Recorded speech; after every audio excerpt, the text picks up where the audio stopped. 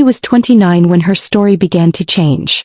She worked as a manager at a large trading company in the city. The job paid enough to survive but not enough to live in luxury. She stayed in a small one-bedroom apartment with an old bathroom and a tiny kitchen. It wasn't much, but it was hers. Someday, she often said to herself, I'll buy a real house. One I can call my own. Ellie didn't go out much and she barely spent money on anything other than rent, food and savings. But what really shaped her was her family, or how they treated her. Where are you watching from today? Kindly hit like, comment and subscribe to this channel for more. When Ellie turned 18, her parents, Nancy and Greg, sat her down in the living room. You're an adult now, her father said. Time to take care of yourself. Her mother nodded like it was the most natural thing in the world. No more hand-holding. That was it. No help with college fees, no support for books, nothing. Ellie was on her own. Meanwhile, her younger sister, Megan, just 4 years behind her, was treated like a princess. Nancy and Greg had been saving for Megan's college since she was a baby. She always had new clothes, a brand new phone every year and gifts just because. College life was tough for Ellie. She moved into a rundown apartment she shared with 2 girls, Nina and Chloe. The kitchen smells like mold, Nina had said on move-in day. Chloe just laughed. Don't worry, it'll blend in with the roaches. They weren't joking. The heater barely worked. Ellie took a job at a local grocery store just to afford rent and buy textbooks. You want to eat dinner? She'd whisper to herself some nights. Ramen again then. She didn't complain. There was no one to complain to. Except Grandma Margaret. Grandma Margaret was Greg's mother. She lived in another state, had a nice house and had made some smart investments when she was younger. Always think ahead, she used to say. But Grandma Margaret had a serious hearing problem. Phone calls were difficult, so she and Ellie stayed in touch mostly through text messages.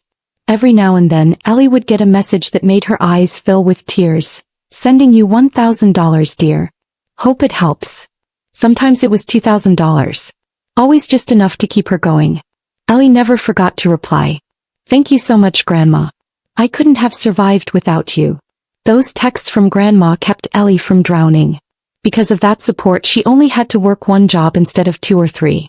That meant she could attend classes and focus on graduating. You're doing great, Grandma would text back. Just keep going. Ellie did exactly that. She graduated, found a job and kept saving every penny. But her relationship with the rest of the family stayed distant. Her parents called once in a while, but only to complain. Megan would message her too, but it was always something like, look at my new shoes. Or, we're at the beach again. It stung, but Ellie had learned to expect it. Ellie often felt guilty for not calling Grandma Margaret more often. She's getting older, Ellie told herself one night as she stared at her phone. I should be visiting her, not just texting. But working 10-hour shifts left her drained, and weekends were used to catch up on chores. Still, she managed to send a message here and there. Grandma always replied with kind words. Don't worry, dear. I know you're working hard. I'm proud of you. That made Ellie feel both happy and sad. She wanted to do more, but time kept slipping away. As her 30th birthday approached, Ellie had an idea. She texted Grandma Margaret, inviting her to a small birthday party at her apartment. Nothing big, Ellie wrote, just a few friends and some cake. Grandma replied the next day. I wish I could come, sweetheart, but I'm not feeling strong enough to travel. Don't worry, I gave your birthday gift to your parents. They'll bring it to you. Ellie felt disappointed but understood. Grandma's health came first. I'll make sure to call you after the party, Ellie promised. I'll tell you all about it. The day of the party arrived. Ellie cleaned her little apartment, bought a small cake and ordered pizza. A few coworkers, Lisa, Mark and Jenna, came over. They laughed, played music and made the place feel warm for once. Her family showed up last as expected. Her mom walked in and looked around. This place is cozy, Nancy said, wrinkling her nose. The lighting is terrible, Greg added, squinting at the ceiling light. Megan just flopped onto the couch, eyes glued to her phone. They handed Ellie their gifts. A bottle of cheap perfume, a random gift card and a book she'd never read. Oh, and this is from Grandma, Nancy said, handing Ellie a heavy box. Inside was a beautiful crystal vase. It sparkled in the light and looked expensive. Wow, Ellie said, lifting it carefully. Tell Grandma thank you. She wanted you to have it, her dad added quickly, avoiding her eyes. They stayed for just 30 minutes. Ellie knew because she watched the clock. Megan barely looked up from her phone. Nancy kept complaining about traffic and Greg checked his watch like he had somewhere better to be. Well, we have things to do, her mom said suddenly, already heading toward the door. After they left, Ellie sat alone on the couch holding the vase. Her friends stayed a while longer and helped her clean up, but once they were gone, the silence hit her hard. This is my family, she whispered, staring at the empty doorway. This is what I get. She sent a quick thank you text to Grandma Margaret, attaching a photo of the vase. Then she put it on her tiny dining table and tried to feel grateful. A month later she was back to her usual routine. Long hours at work, quick meals and quiet nights. Until one Tuesday afternoon something unexpected happened. Ellie was sitting at her desk reviewing quarterly reports when her phone buzzed. She glanced at the screen. It was her cousin Rachel. That was surprising, they hadn't spoken in months. Curious, Ellie picked up. Hey Rachel. Everything okay? Rachel's voice sounded rushed. Ellie. I just had to call you. I can't believe this. Ellie frowned. Believe what? Megan. She bought a house. Ellie froze. A house? What are you talking about? Rachel continued. She had a whole housewarming party 2 days ago. Big crowd. Everyone was there. I just assumed you knew. Ellie's stomach dropped. No one told me anything, Rachel. I had no idea. There was a pause. Then Rachel whispered, oh my gosh. Seriously? You didn't even know. Ellie could barely speak. Where did she get the money? She only works part-time at a coffee shop. I don't know, Rachel said, her voice low. But your parents were telling people at the party that you didn't come because you hate big gatherings. That you're too introverted for that sort of thing. Ellie felt her hands shaking. That's a lie, she whispered. I was never even invited. That's not even the worst part, Rachel said. Later I overheard your mom talking to mine. She said you were jealous. That you were bitter about Megan buying a house so young. Ellie felt like she'd been slapped. Jealous? Bitter? I didn't even know she bought a house, she shouted. Rachel, I swear I had no idea. Why would they say that? Rachel was quiet. I don't know, Ellie. But I think you deserve to know what's being said behind your back. Thanks for telling me, Ellie said, her voice hollow. I appreciate it. That night, Ellie couldn't sleep. She stared at the ceiling in the dark, going over every word Rachel had said. The next morning she called Megan directly. Her sister answered after the third ring. Hey, Megan said casually.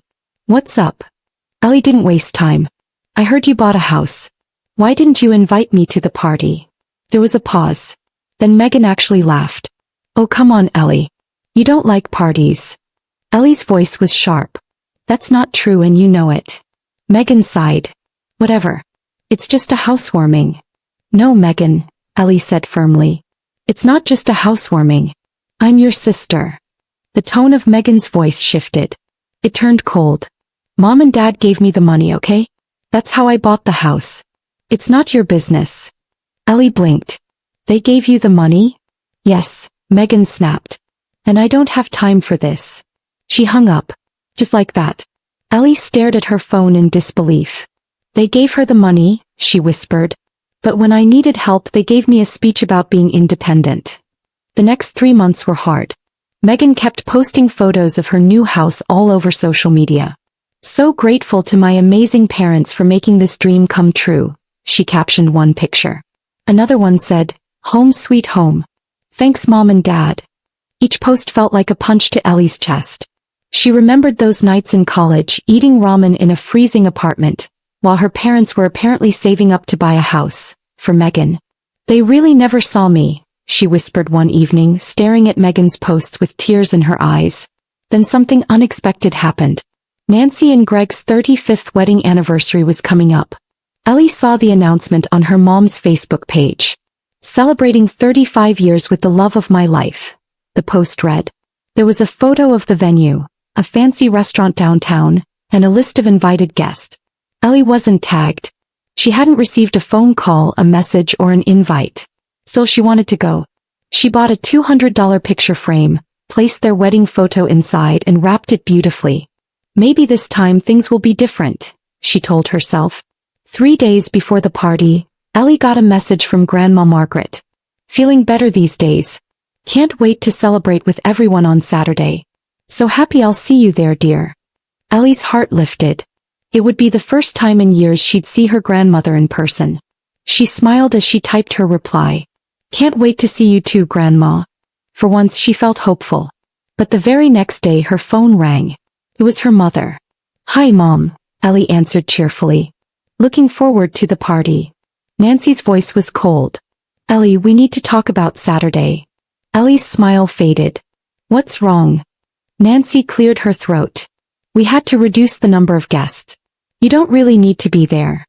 Ellie blinked. What? It's just, we thought maybe you could come another time, maybe visit us at home instead. You're uninviting me? Ellie said slowly. After I already bought your gift? But before she could say more, the line went dead. Her mother had hung up. Ellie sat frozen, staring at her phone. The disappointment was deep, but this time she didn't cry. She was done being treated like she didn't matter. That night, Ellie made a decision. She sent their anniversary gift through a courier service, along with a short note. Hope you enjoy the celebration. Happy anniversary. Then on Saturday she put on her nicest dress, fixed her hair and drove to the restaurant. When she walked in she saw the crowd, nearly 40 guests. At the front sat Grandma Margaret, looking elegant in a blue dress, her silver hair pinned up. Ellie took a deep breath and walked inside. The moment her parents saw her, they looked horrified.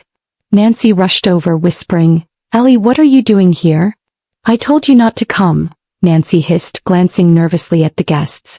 Greg quickly joined her, his face tight with panic. Ellie, please. This isn't the right time. Just leave quietly. But before Ellie could respond, a familiar voice echoed across the restaurant. Ellie. My beautiful granddaughter. Grandma Margaret stood up, waving both hands. Her voice, always loud due to her hearing problems, rang across the room. Everyone turned to look. Nancy's mouth dropped open. David. Carol. Bring Ellie over here this instant. I haven't seen her in far too long. Caught in the spotlight, Nancy and Greg had no choice. They forced polite smiles as they walked Ellie to Grandma Margaret's table. Come, Grandma said, pulling out the seat beside her. Megan was sitting there, but Grandma looked at her sharply. Megan, dear, move over so Ellie can sit next to me. Megan scowled but stood up and crossed to the other side. Ellie sat down, her hands still shaking. There we go, Grandma said proudly. Now it's a real family celebration. Around the room, guests exchanged curious looks. Dinner was served and people tried to act normal. Toasts were made. Uncle Ron stood and praised Nancy and Greg for their unshakable love. Aunt Linda said they were the best parents anyone could ask for. Ellie sipped her drink quietly, wondering what version of her parents these people were talking about. She felt Grandma Margaret squeeze her hand gently every few minutes. I'm so happy you came, she whispered. It's been too long. Ellie smiled. Me too, Grandma. I've missed you. Just being next to her made everything feel a little better. Halfway through the meal, after the main course had been cleared, Grandma Margaret turned to Ellie and smiled brightly. So, how do you like living in the house I gave you for your 30th birthday? She asked loudly. The room went dead silent. Ellie blinked. What? She said, leaning closer. Grandma, I don't know anything about a house. Margaret frowned. But I gave your parents the money. They said they gave you the keys on your birthday. Ellie shook her head. They gave me a vase. Really nice one. They said it was from you. The silence was heavy. Everyone stopped eating. A few guests slowly looked toward Nancy and Greg, who sat frozen in place. The clink of a fork dropping echoed through the room. Grandma Margaret's face changed. Her eyes narrowed. A vase, she said slowly. That's not what I gave them. Nancy was pale. Greg's hands trembled. Mom, Greg began, maybe we should talk about this privately. No, Grandma Margaret interrupted. I gave you money to buy Ellie a house. I signed the documents. I even picked out the color of the shutters. Where is that house?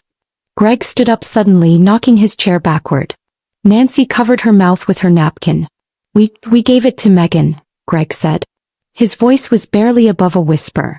Gasps rippled across the room. A glass was set down too hard and cracked slightly. Megan jumped up from her chair. It's my house, she shouted. They gave it to me. I've been living there for months. Grandma Margaret stood slowly. Her voice shook with fury. Megan, sit down. That house was bought for Ellie with my money. Megan's eyes were wild. You can't take it from me. I live there. It's mine. Her voice cracked. Guests started whispering loudly. Phones came out. People were recording. Grandma Margaret was trembling but stood tall. David, Carol, she barked, pointing at Ellie's parents. Come here. Right now. Nancy and Greg exchanged looks and slowly walked over. Margaret pressed her hearing aid and leaned in close. Her voice dropped. No one could hear what she said. Ellie watched her parents' faces change from pale to ghostly. Nancy began to cry. Greg nodded frantically. After a long 2 minutes of hushed conversation, Nancy and Greg returned to their table. They looked like they had seen a ghost. Greg stood up, barely able to lift his eyes. Thank you all for coming, he said with a shaky voice. We need to end the party early. Please gather your things. Confused and stunned, the guests slowly began to collect their belongings. Ellie heard someone whisper behind her. Did you hear about the house? They gave it to the wrong daughter. Another voice murmured, I can't believe it. What kind of parents do that? Megan stayed at the table, her face buried in her hands. She was sobbing but no longer yelling. Ellie turned to Grandma Margaret. Would you like to come stay with me tonight? She asked gently. Grandma nodded. Yes, dear. I don't want to stay in that house again. Ellie helped her gather her purse and coat. I'll call a courier to pick up your things from Mom and Dad's house, she said. That would be perfect, Margaret replied. They left the restaurant together, the room still buzzing with whispers. Ellie's heart beat fast, but for the first time not from fear. In the car, Ellie called a courier service.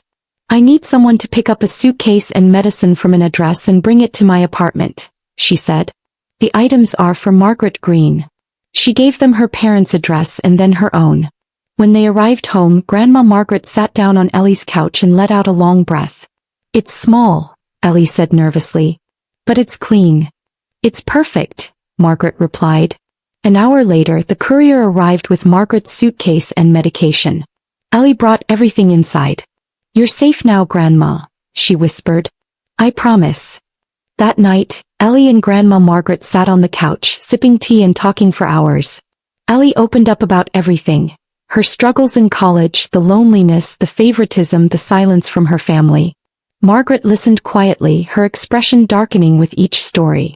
I trusted your father, she said. I believed he was being honest with me. Ellie brought out the crystal vase and placed it on the coffee table. This is what they gave me instead of the house keys, she said bitterly. Margaret stared at it for a long moment, then let out a dry laugh. A vase instead of a house. The two women laughed for a moment. Sharp, tired laughter that came from pain. But then Margaret's face turned serious again. Ellie, she said, I need to tell you what I said to your parents tonight. Ellie sat up straighter. What was it? Margaret took her hand. Your father has had access to my personal bank account for years. I trusted him. I thought he was using the money to help both you and Megan. Turns out it was all going to Megan and to them. Clothes, parties, tuition, even that house. I'm cutting off their access, effective immediately. Ellie's eyes widened. I had no idea. Margaret nodded. And I'm changing my will. Originally, I was going to split everything equally. Not anymore. You'll inherit nearly everything. Your parents and Megan will each receive a small amount, just enough to prevent legal drama. Ellie couldn't speak. Her throat tightened. You don't have to do that for me, Grandma. Margaret shook her head. This isn't about fairness anymore. It's about truth. You've earned this. You've worked hard and lived with dignity. That night, Ellie felt like she was seeing her grandmother for the first time. Fully, honestly, and clearly. The next morning, a knock at the door startled Ellie. When she opened it, Greg and Nancy stood there looking exhausted. Greg was holding a set of keys. These are yours, he said, barely making eye contact. The house keys. We took them without asking. Ellie didn't say a word. She simply took the keys and shut the door. Later that day, she drove Grandma Margaret to the train station. I'll come visit you soon, she promised. Margaret smiled. I know you will. Ellie watched the train leave, holding the keys tightly in her hand. That afternoon, Ellie drove to the house. The house that should have been hers all along. It was small but beautiful. There were flower boxes under the windows and a little porch swing out front. When she walked inside, she saw the kitchen had pink accents, and the bedroom walls were painted lavender, Megan's favorite color. Ellie didn't care. It was hers now. The first thing she did was call a locksmith to change every lock. Then she called her landlord and gave notice on her apartment. She was finally moving into her own home. 1 week later there was another knock at the door. This time it was Megan. Her hair was messy, her eyes red, and her clothes wrinkled. "Ellie, I need to talk to you," she said. Ellie stepped outside but didn't invite her in. "What do you want?"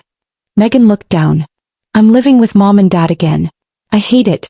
They're making me get a job. They won't give me money. They argue all the time. Can I stay here? Just for a little while?" Ellie raised her eyebrows. "No, Megan. This is my house. You knew it wasn't really yours." Megan's eyes filled with tears. "We're sisters, Ellie. Come on. Sisters help each other." Ellie stared at her. "Sisters don't steal from each other. Sisters don't throw parties they didn't invite you to. You made your choices, Megan. Now I'm making mine." Then she closed the door in her sister's face. Over the next few weeks, Greg and Nancy called constantly. They apologized, begged, pleaded. "Please talk to Grandma," Nancy cried once. "Tell her not to change the will." Ellie stayed calm. "You're not sorry for what you did. You're just sorry you got caught." Then she blocked their numbers. 6 months passed. Ellie didn't speak to her parents or Megan. Her house now felt like home. She painted over the pink and lavender with soft blues and warm grays. She bought her own furniture. In the backyard she planted a vegetable garden. Every other weekend she drove to visit Grandma Margaret. They cooked together, watched old movies, and talked about life. Margaret began teaching Ellie about finances and investments. "You're the granddaughter I always hoped for," she said one day. "Smart, honest, and strong. Your parents may have raised Megan, but you raised yourself." One afternoon, Grandma Margaret's lawyer called. "The new will is finalized," he said. "When the time comes, nearly everything will go to you. Your parents and Megan will each receive $5,000, no more." Ellie felt a strange calm wash over her. "Thank you," she said. "That's more than fair." For the first time in her life, Ellie felt like she could breathe. She still worked at the trading company, but now she didn't have to count every penny. She could eat out once in a while, buy a coat she actually liked, even take a real vacation. Sometimes, Ellie saw Megan's bitter social media posts. Complaints about life, about ungrateful family members, about how the world was unfair. Ellie didn't respond. Her parents tried to reach her through relatives, but she told them all the same thing. "They chose to betray me. I choose not to forgive that." She had peace now. A home that was truly hers. A grandmother who loved her. And a life built on hard work, not handouts. It had taken 30 years, but Ellie had finally received what she deserved. Respect, freedom, and a future she could trust. Moral lesson. Family isn't defined by blood but by loyalty, honesty, and love. Remember to hit the like button, comment, and subscribe to this channel for more of this.